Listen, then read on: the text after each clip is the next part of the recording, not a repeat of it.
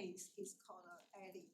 Ellie is a virtual human used to detect whether the patient have PTSD symptom or not. So compared with the first case, the AI chatbot is only a small piece for this application. Its main function is to track patient's body language, and it tracks 66 facial points. So it checks eye gaze, head gaze, and your gesture, and the voice of tone. And it also records those body language, 60 cue for every second, and then use those data points for machine learning to analyze patients' behavior and predict the likelihood of the relapse and develop personal treatment plan for each patient. And this is the 3-year project. So during the project, the patient feel that they were more honest to speak to Ellie because they feel Ellie can provide objective assessment through the machine learning compared with the human professional. They feel the human therapists are biased and have preconceived notion, but AI does not have. And like the 28% admit that they lie to the human professional. But for this application, there are some limitations. So the first limitation is the hardware. If the patient remotely use this application and their hardware is not up to date, the Ellie may misdiagnose their symptom. The second is that because the Ellie has the virtual human appearance, and someone may hesitate to speak openly to like the human application.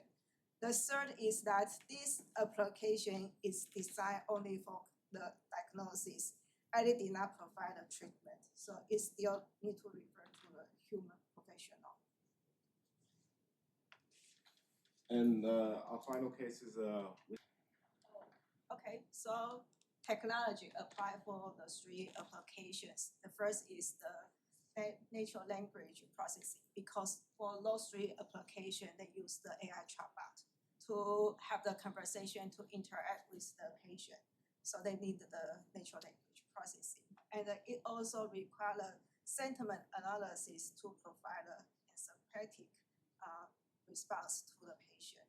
Second is the machine learning and the deep learning, because they use the data to analyze the patient's behavior.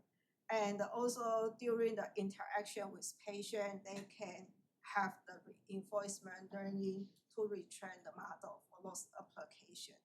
The third is computer vision and the sensing, because this is especially for the Ellie, because Ellie required to detect the body language, the voice of tone. The last one is that those applications require to provide a real-time service to the patient, especially in the night or at home, because someone cannot depression and they cannot work out their home. So those applications require the mobile app and the web platform to provide the service to the patient. And it also requires a rule-based protocol to ensure that the conversation with patient is under control.